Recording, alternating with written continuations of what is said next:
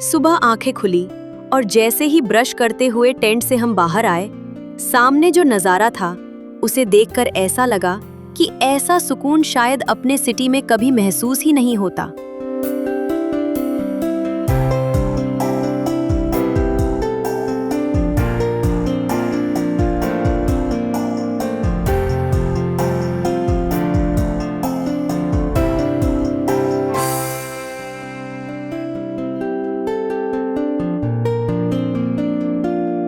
मुंबई में जैसे हम रोज सुबह मॉर्निंग वॉक के लिए निकलते हैं, ठीक वैसे ही बस यहाँ पे भी निकल पड़े।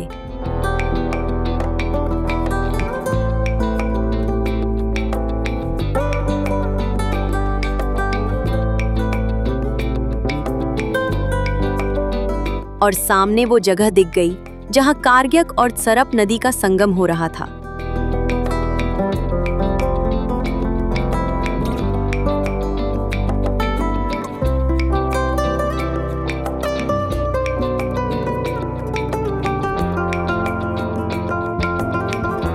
सच बताऊं तो ब्रिज क्रॉस करते वक्त ब्रिज इतना हिल रहा था कि एक पल के लिए मुझे लगा अगर यहाँ से गिरे तो भाई सीधा ऊपर मिलेंगे।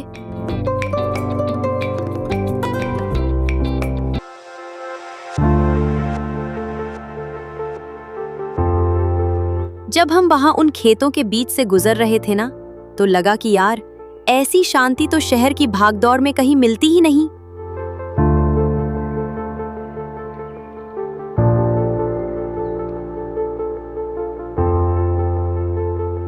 इन शांत सुबह के बाद हम तैयार थे एक अद्भुत अनुभव के लिए।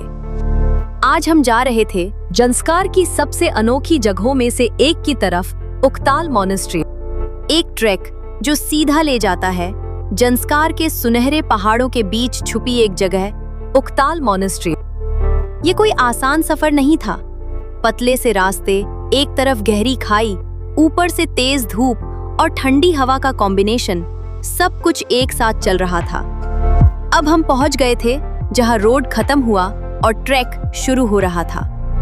सबने अपना माइंड सेट कर लिया और बिना किसी डिले के अब सब रेडी हो गए थे ट्रैक के लिए। अब ना कोई ऑफिस था, ना कोई सोसाइटी और ना ही इंटरनेट, बस अब हम थे। और सच में ऐसी लाइफ जीने का मन करता है।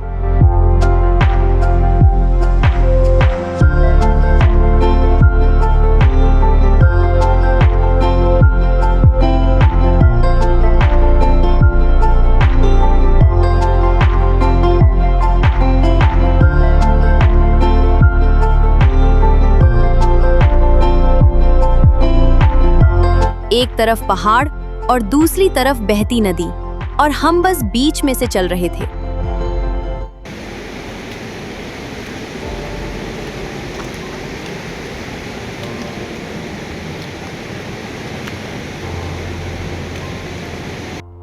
हालांकि मैं सबसे पहले चल रही थी, तभी नीचे खड़े कुछ लोगों ने मुझे बोला, भाई पत्थर देख रहे हो? अगर पैर फिसला तो उस पत्थर के साथ हम भी जाएंगे।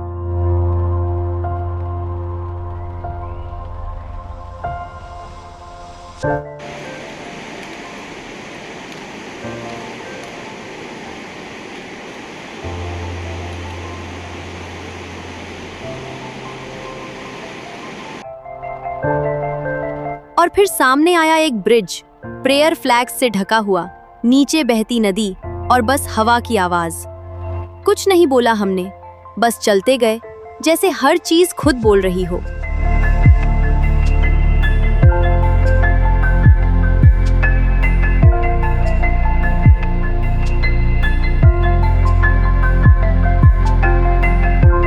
और जब हम ब्रिज पर पहुंचे तो लगा हमसे पहले ड्रोन को ही भेज देते हैं।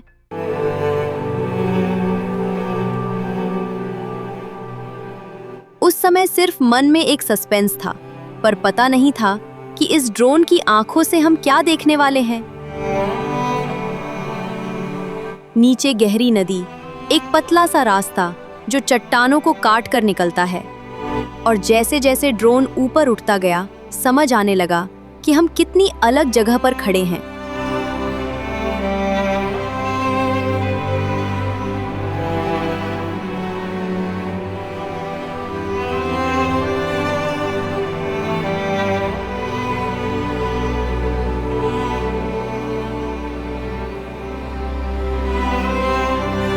और तब दिखी एक पुरानी सी गुफा और उसमें बसी हुई एक मॉनेस्ट्री। बस पत्थरों के बीच एक जगह जो बस अपनी ही दुनिया में जी रही थी।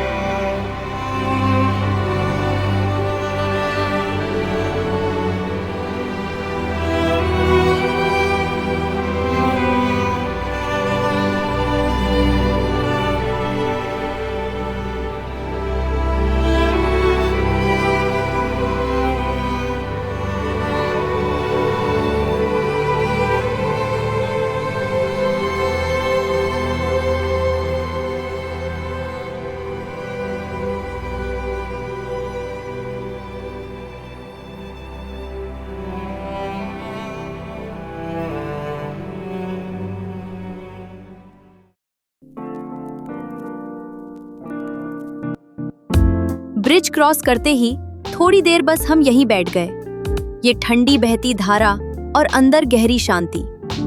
ट्रैक की थकान भी थी, पर उससे ज्यादा सुकून था।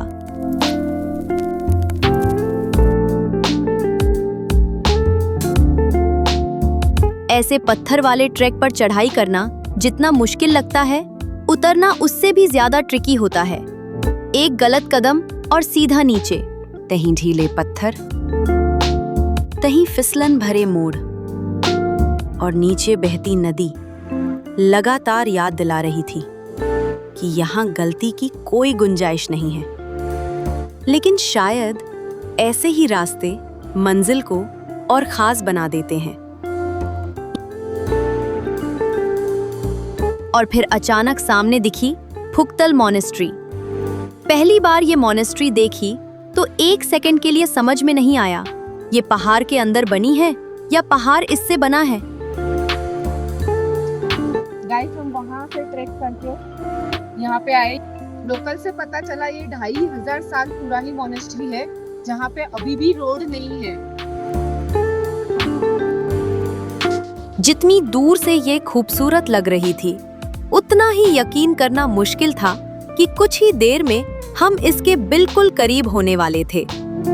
हर कदम के साथ यह और बड़ी दिखाई देने लगी और हमारे मन में बस एक ही सवाल था कि आखिर इतनी दुर्गम जगह पर सदियों पहले इसे बनाया कैसे गया होगा। अब मंजिल सामने थी और उत्साह हर कदम के साथ बढ़ता जा रहा था। और फिर हमने मॉनेस्ट्री में एंट्री की। इस पतली सी गली से अंदर जाते सब कुछ बदल गया। बाहर की सारी हलचल एकदम शांत हो गई थी, जैसे सच में किसी और ही वर्ल्ड में पहुंच गए हों। पत्थरों से बनी ये संकरी गलियां समय की किसी पुरानी कहानी जैसी लग रही थी। हर मोड़ पर कुछ नया देखने को मिल रहा था। कहीं पुराने लकड़ी के दरवाजे, तो कहीं चट्टानों के बीच बने छोटे छोटे रास्ते। ये सदियों से पहाड़ों के बीच बसी एक पूरी दुनिया थी।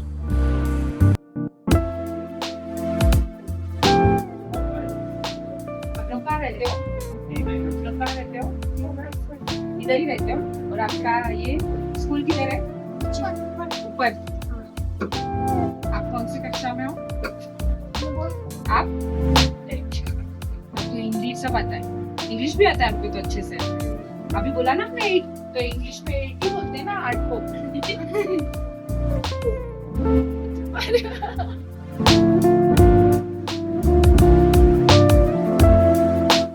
यहाँ पे रहते हो? आपको बहुत अच्छा लगता है यहाँ पे? बाहर जाते हो आप? बाहर जाते हो कभी? कभी कभी जाते हो। जब हम बोर होते हैं तो बस थोड़ी देर के लिए ही सही बाहर चले जाते हैं। लेकिन इन बच्चों के साथ बात करके पता चला ये तो कभी कभी ही अपनी इस दुनिया के बाहर जा पाते हैं। फिर भी इनकी मुस्कान में कोई कमी नहीं। इतनी पॉजिटिविटी, बिना किसी शिकायत के। ना कोई मॉल, ना मूवी, फिर भी जितनी खुशी इनकी आंखों में है वो कहीं और दिखाई नहीं देती। इन बच्चों से मिलने के बाद लगा ये तो सारी जिंदगी एक ही जगह बिताते हैं, फिर भी इनका नजरिया हमेशा नया होता है।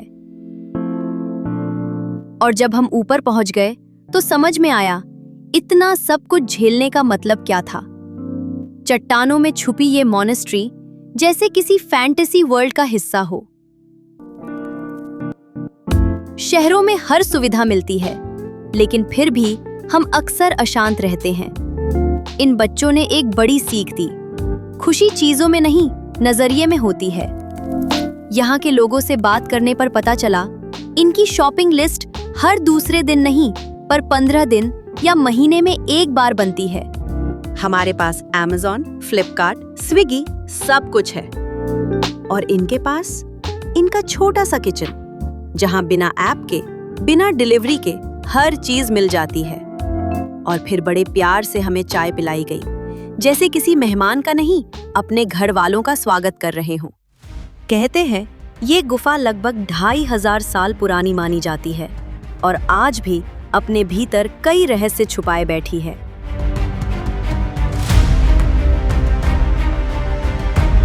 जो अभी भी एक रहस्य बनी हुई है। तब ये कैसे, कब, किसने बनाया होगा? ऐसे कई सारे सवाल चल रहे थे।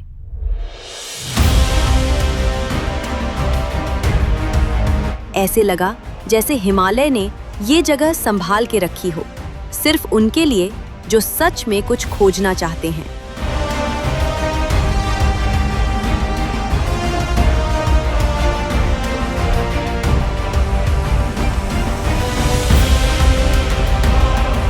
जिंदगी में कुछ जगह मिलती है जो सिर्फ एक लोकेशन नहीं होती, वो एक एहसास होती है। पुख्ताल मॉनेस्ट्री एक ऐसी ही जगह है।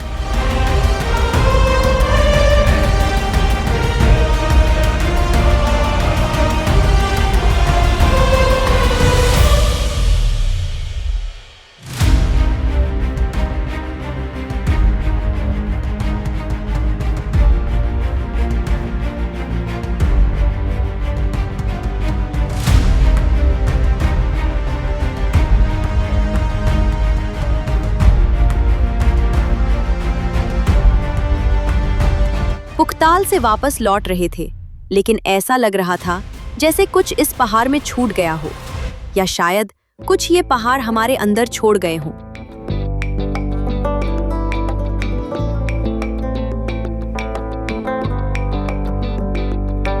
पुणे में लंच के बाद निकल पड़े हम पदुम के लिए, और एक नई कहानी शुरू होने वाली थी। पदुम की तरफ बढ़ते हुए रास्ते ऐसे थे जिनके हर मोड़ पर थ्रिल लिखा हो। कभी लगा हवा में है, तो कभी लगा बस अब तो गिरे।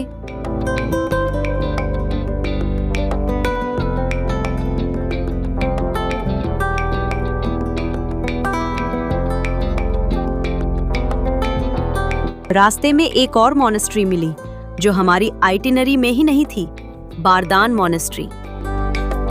नीले आसमान के नीचे शांत खड़ी ये मॉनेस्ट्री किसी पोस्टकार्ड जैसी लग रही थी।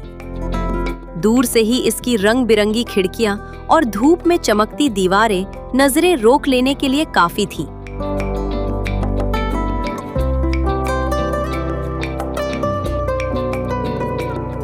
यहाँ बच्चों के साथ खेलने का जो मजा आया, वो किसी प्लेग्राउंड से कम नहीं था।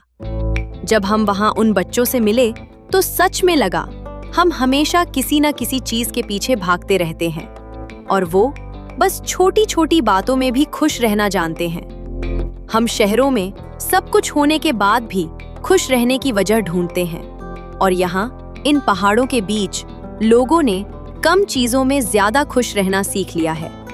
शायद यही ज़ंस्कार की असली खूबसूरती है, और हमारी कहानी अभी जारी है।